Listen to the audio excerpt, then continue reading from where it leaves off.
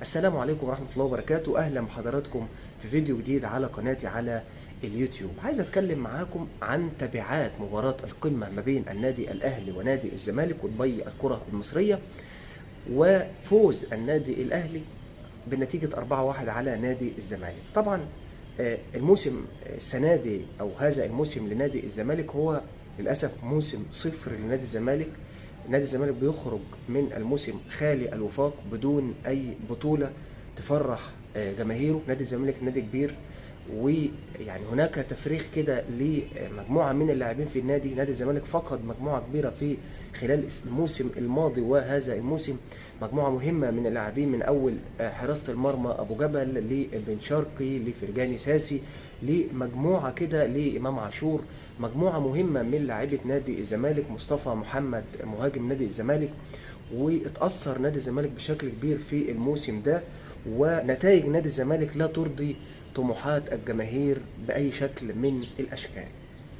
مع نهاية مباراة النادي الأهلي ونادي الزمالك مباراة القمة، خرج المستشار مرتضى منصور بيتحدث عن السبب الرئيسي للي بيحصل في نادي الزمالك كله.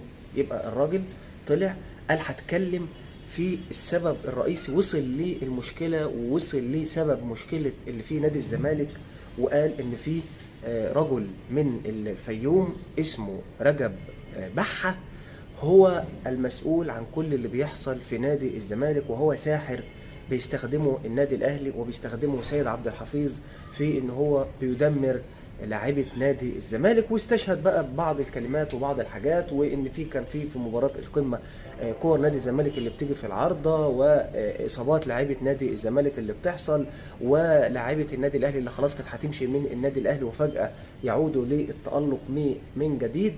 ايضا ان النادي الاهلي ترك ملعب السلام اللي هو كان الملعب الرئيسي اللي كان بيلعب فيه واتجه لاستاد القاهره. طبعا بيقول ان عشان الراجل اللي هو اسمه رجب بحة ان هو يعني يعرف يمارس في اعمال الشعوذه والسحر. ده الكلام ده على لسان رئيس نادي الزمالك او المعزول من رئاسه نادي الزمالك مستشار مرتضى منصور. طبعا قناه الزمالك نفس الكلام، كله بيتكلم في نفس السياق. اسباب الاخفاقات هي الصحراء، استخدام النادي الاهلي للصحراء، واستخدام سيد عبد الحفيظ لساحر من الفيوم.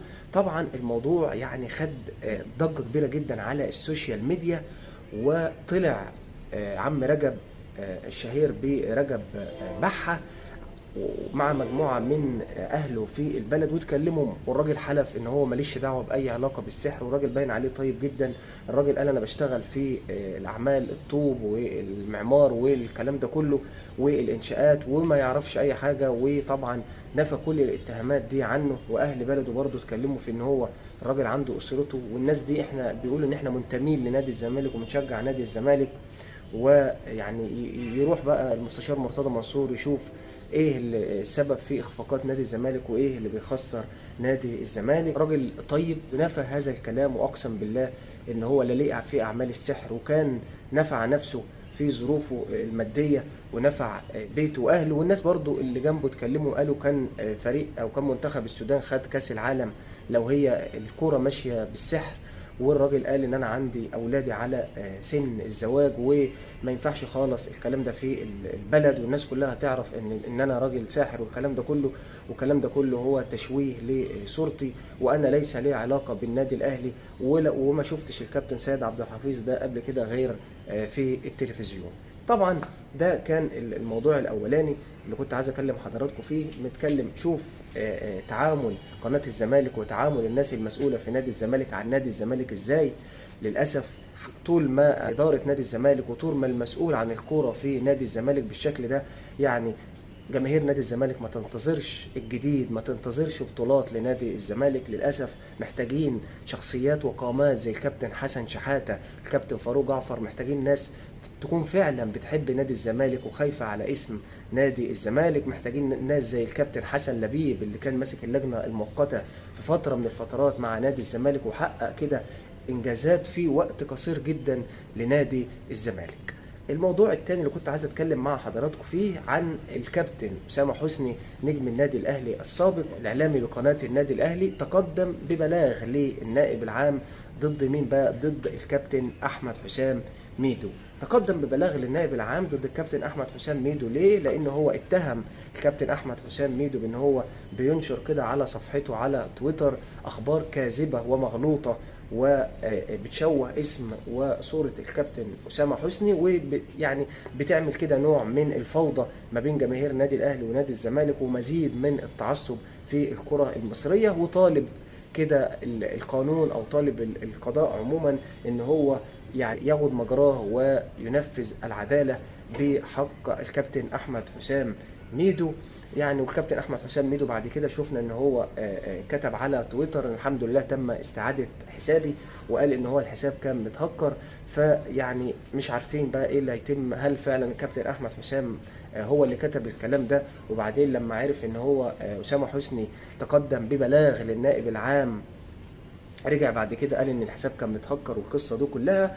لكن بشكل عام نتمنى طبعا ان الامور تهدى ما بين الاعلاميين في قنوات الانديه، وخاصه النادي الاهلي ونادي الزمالك، وخاصه الكابتن اسامه حسني معروف ان هو راجل بينتمي للقلعه الحمراء، اعلامي كبير في قناه النادي الاهلي. وطبعا عمر ما الكابتن اسامه حسني هيتطاول ولا هيكتب على صفحه اي كلام يسيء الى الكابتن احمد حسام ميدو، ولكن هو بيستخدم العدل وبيلجأ للقانون في حاله ان هو شايف ان هو ظلم وقع عليه وما بياخدش حقه الا بالقانون. الموضوع اللي بعد كده موضوع الانتقالات. امام عاشور خلاص انتهى امره الى النادي الاهلي لمده 4 أو 5 مواسم، لكن لم يتم الاعلان الرسمي الى الان. طيب بالنسبه لمصطفى فتحي لسه ما فيش اي كلام على مصطفى فتحي، برضو بيراميدز بيسعى ضم مصطفى فتحي. هل النادي الاهلي داخل في الصفقه ولا لا؟ الكلام ده كله. بالنسبه لمهاجم النادي الاهلي لسه ما فيش اي حاجه رسمي. في لاعب اللي هو اسمه سوزا اللي النادي الاهلي بيحاول ان هو يضمه في الفتره الماضيه، وكولر مقتنع بيه، هو لاعب برازيلي، لكن لسه ما فيش اي حاجه رسمي. هل النادي الاهلي هيقدر يخلص في هذا المهاجم ام هيدور النادي الاهلي على بديل؟ اتمنى في النهايه ان الفيديو يكون عجب حضراتكم، وشكرا والسلام عليكم ورحمه الله وبركاته.